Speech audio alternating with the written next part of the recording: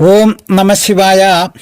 ചോതി നക്ഷത്രത്തിൽ ജനിച്ച സ്ത്രീകൾ ഏറെ സുഹൃത്തുക്കൾ ഉള്ളവരും വളരെ സാവധാനം നടക്കുന്നവളും പതിവ്രതയായിരിക്കുന്നവളും നല്ല സന്താന സമ്പത്ത് ഉള്ളവരും ഇഷ്ടം പോലെ ധനം ഉള്ളവരും സത്യം പറയുന്നവരും ശത്രുക്കളെ ജയിക്കുന്നവരും ആയിരിക്കും.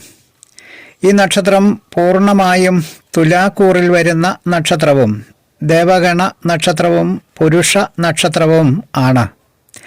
ഇവർ വളരെ ഉത്സാഹപൂർവം പ്രവർത്തനങ്ങളിൽ ഏർപ്പെടുന്നവരും ഊഷ്മളമായ വ്യക്തിത്വത്തിന് ഉടമകളും ആയിരിക്കും.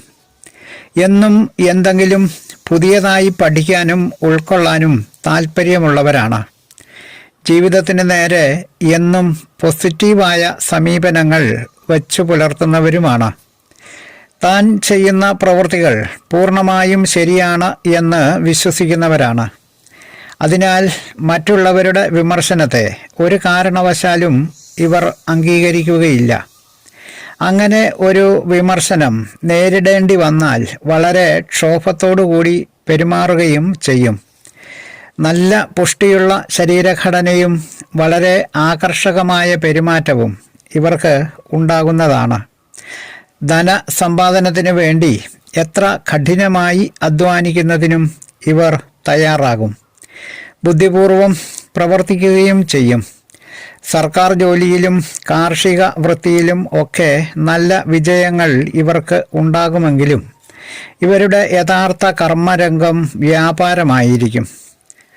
തുലാം ഒരു ചരരാശി ആയതിനാൽ ഇവർ സഞ്ചാരപ്രിയരായിരിക്കും. വായു നക്ഷത്ര ദേവതയാകയാൽ സ്വച്ഛന്തമായും സ്വതന്ത്രമായും നീങ്ങിക്കൊണ്ടിരിക്കുന്നവരും ആയിരിക്കും. ബാല്യവും കൗമാരവും യൗവന കാലങ്ങളും ഒക്കെ വളരെ ക്ലേശങ്ങൾ നിറഞ്ഞതായിരിക്കുമെങ്കിലും മധ്യവയസ്സിലും വാർദ്ധക്യത്തിലും ഒക്കെ സുഖം അനുഭവിക്കുകയും ചെയ്യും.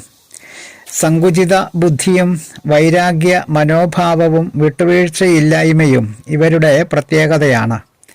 പുറമേക്ക് കാണുമ്പോൾ ഇവരുടെ ദാമ്പത്യ ജീവിതം വളരെ മോടിയുള്ളതാണെന്ന് തോന്നുമെങ്കിലും യഥാർത്ഥത്തിൽ അങ്ങനെയായിരിക്കുകയില്ല.